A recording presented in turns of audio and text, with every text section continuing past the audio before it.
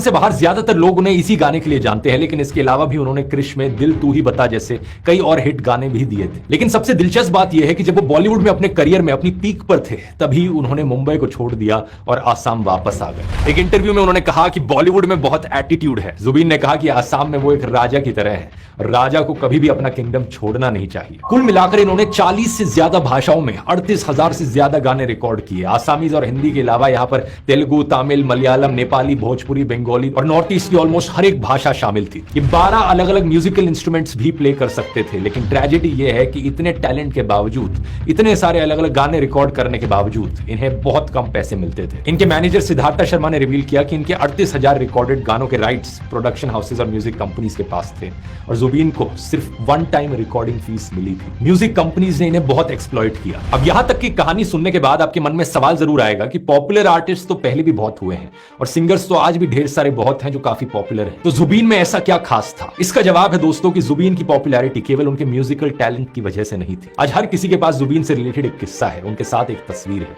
क्योंकि जुबीन लोगों के बीच लोगों के लिए जीते थे। ये कभी मजदूरों के साथ सड़क पर ही बैठ जाते और उनके साथ खाना खाने लगते, तो कभी सब्जी वालों और रिक्शा वालों की मदद करने लगते। ये हर मुसीबत में अपने लोगों के साथ खड़े हुए। अलग अलग सोशल कॉजेस के लिए इन्होंने खूब डोनेट किया और इन्होंने अपने जीवन में हजारों परिवारों की मदद करी। हर रोज लोग इनके स्टूडियो के बाहर और घर मदद की उम्मीद लिए आते और कभी उनको खाली हाथ वापस नहीं लौटना पड़ता। शादी, फ्यूनरल, मेडिकल ट्रीटमेंट, स्कूल या कॉलेज की फीस, जिसने जो मदद मांगी जुबीन ने उसकी मदद की। इसी तरह जब भी आसाम में बाढ़ आती तो जुबीन खुद लोगों की मदद के लिए उनके बीच पहुंच जाते, लोगों से कपड़े, मेडिसिन और फाइनेंशियल हेल्प इकट्ठा करके बाढ़ पीड़ितों को देते। ऐसे ही जब कोविड पैंडेमिक के दौरान हॉस्पिटल बेड्स की कमी होने लगी तो जुबीन ने गुवाहाटी में अपने 2 मंजिल के घर को कोविड केयर सेंटर में बदलने का ऑफर दे दिया। कई रिपोर्ट्स के अनुसार जुबीन ने 15 अंडर प्रिविलेज बच्चों को भी अडॉप्ट किया हुआ था। इनमें से एक बच्ची थी काजली। एक दिन जुबीन काम से वापस लौट रहे थे, तभी उन्होंने काजली को देखा। वो डोमेस्टिक हेल्प के तौर पर काम कर रही थी, जहां उसे लगातार अब्यूज किया जा रहा था। तो जुबीन से देखा नहीं गया और उन्होंने ना केवल काजली को रेस्क्यू किया बल्कि उसे अडॉप्ट करके